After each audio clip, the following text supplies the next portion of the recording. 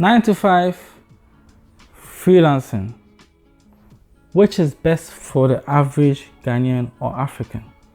Let's get straight into it. We've seen this discussion many times on America YouTube. Like Africa YouTube doesn't have that much content on this, but America YouTube, people say, do your own business, start your own business, be your own man, be your own empire, blah, blah, blah, blah. But what do you think as an African? And we are going to go deep into it. So thank you very much for clicking on the video. Thank you for watching. Subscribe if you haven't. I provide content similar to this week in, week out.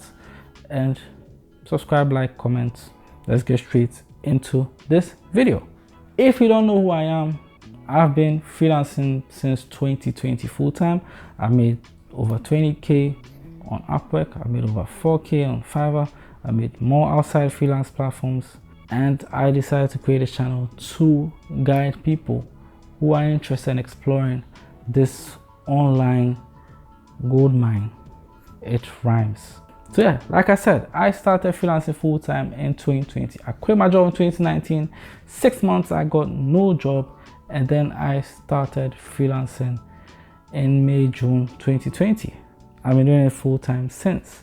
That's not the only story. I also got a full-time job with an American company for about a year of my life, and that was in 2022.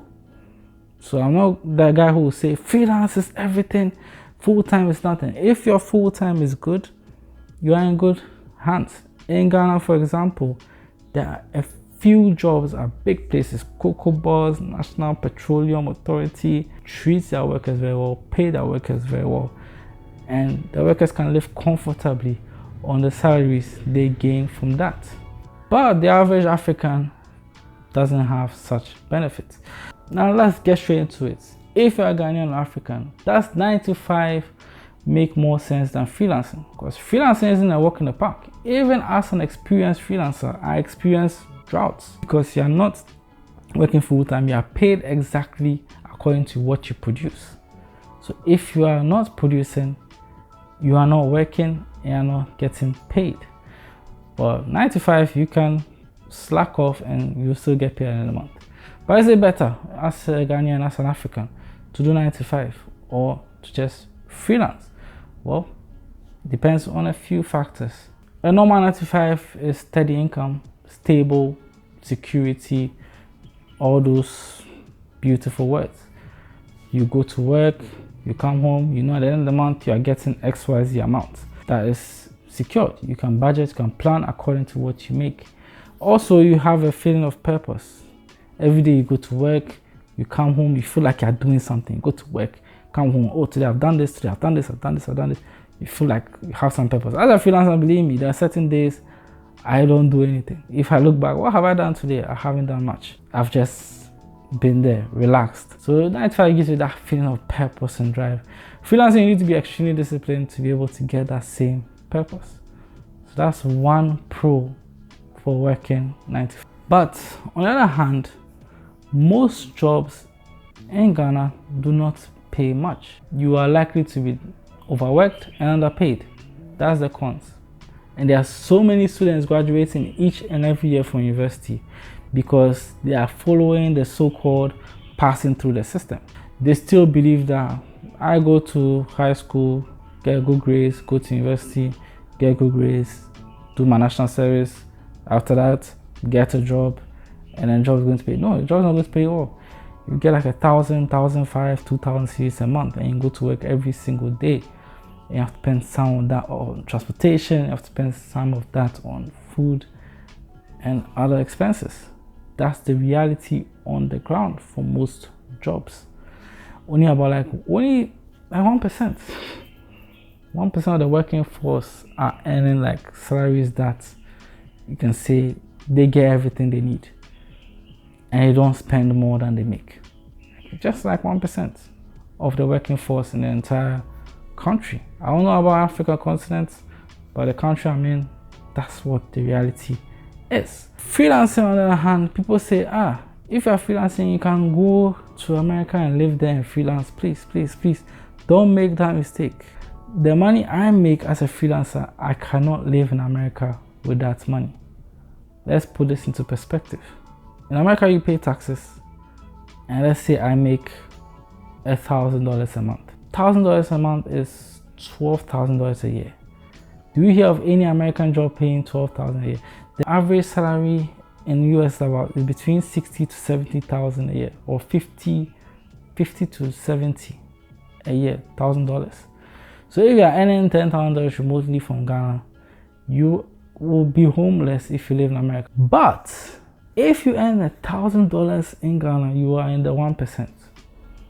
That's about 12,000 cedis. You know how much 12,000 cedis is for the average Ghanaian a month? You are making 12,000 cedis.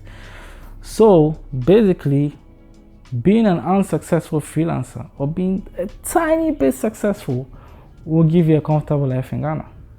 Like, even if you hustle your way as a freelancer and just make $300 a month, that's 3,600 cedis. And you don't spend on transportation, you don't spend on so many other expenses. But that's a failure. As an average freelancer, to make $300, you have failed. If I make $300 a month freelancing, I'll consider myself as a failure. But living in Ghana, I can live an okay life. I can manage things a little bit. In US, I'll be homeless, living in cardboard boxes and homeless shelters. But in Ghana, I can find a way to wiggle with that $300 a month. Well, that's the dynamic in this situation. I hope you get what I'm saying. You can make $500 in Africa freelancing and be relatively comfortable. If you're a single human being, 5,000, that's 6,000 cedis a month. I believe majority of Ghanaians make less than 5,000. Most make between like 2,000 cedis, thereabouts, like 1,500 to 2,000 cedis. So if you're a freelancer making $500, it's a failure in the global world because there are millions of online businesses. So if out of those millions of businesses that are online, you're able to just take 500 from them, it's not good enough. That's why I set my bar high as a freelancer. And if I'm not doing well, I'm not doing well. That's what it is. So yeah, I won't say because I freelance, everyone should freelance. Not everyone has that drive to make it. To me, success was the only option for me. I had no jobs lined up. I had no hope in anything else. It was freelance or die. So that desperation drove my productivity levels to insane standards. That's why I have YouTube channel, t-shirt stores, about 4 blogs, a business outside freelance platforms, Upwork profile, Fiverr profile, people per hour, Trova page profile. Like, I'm everywhere all the time. I have about 2 Twitter or X pages. The internet world, I have just spread my wings all over the place because that was my only option. I had to find a way to make it. But if you don't have that drive and you have a decent 9-to-5, stick to it.